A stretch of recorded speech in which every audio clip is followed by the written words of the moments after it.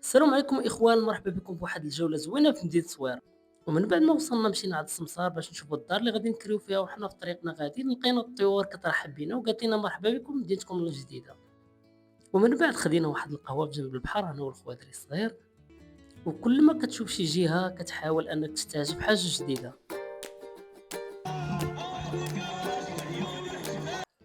وحنا غاديين كنتساراو في الصويرة، كنتلاقاو مع هاد الولد كيبيع الفواكه ديال البحر، وحاولنا كل حاجة ناكلو منها شوية.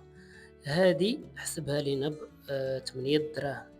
حاولنا أننا نعصرو فيها الحامض، وحاولنا نذوقوها، ولكن صراحة ما نعاودش لكم، كان المذاق ديالها رائع، ولكن كان حامض شوية لأننا كنعصرو فيها الحامض. هذا الخوادري تا هو ذاق، من بعد كلينا قنفذ البحر، وحتى النوع ديال الأسماك كان كتير، يعني سمكة كتنسك في سمكة أو نوع كينسك في نوع. وحنا غاديين حاولنا أننا نذوقو مجموعة من الفواكه، وصراحة نخليكم مع هذا المنظر الرائع. من بعد دخلنا للمدينة القديمة. الأزقة كانت ضيقة ولكن عامرة حياة، زخارف، أبواب صغيرة، كذلك صور أباريق، ملابس تقليدية. كل ركن في الصويرة صراحة فيه حكاية.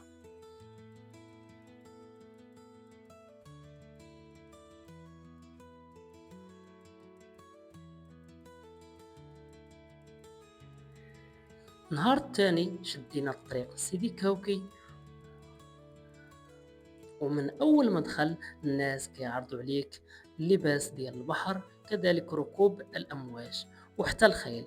قلنا علاش لا، جربنا ركوب الخيل نص ساعة ب70 درهم، ولكن حنا درنا ربع ساعة ب50 درهم. أول مرة صراحة نركب فوق شي حصان، إحساس الحرية مع نسيم البحر كان لا يوصف.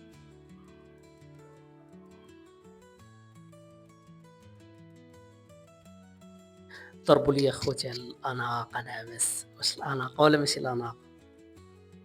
ما تنساوش تخليو واحد الكومونتير.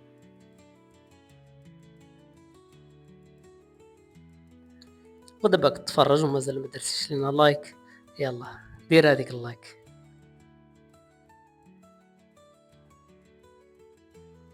وهنا حاولت انني رغم ركب الحصان انني نصور لكم المناظر الجميلة كما كتلاحظوا امامكم. ودرنا شوية تمشينا بجنب البحر، وكاين اللي عام وكاين اللي ما عامش وكاين اللي 3 سنين. ومن بعد رجعنا بالليل، ارتحينا شوية وخرجنا درنا في هاد السيارات اللي صراحة يعني كل 3 دقائق ب10 دراهم، اللي صراحة رجعتنا الأيام الجميل، أيام الطفولة. ومن بعد مشينا للدار ارتحينا.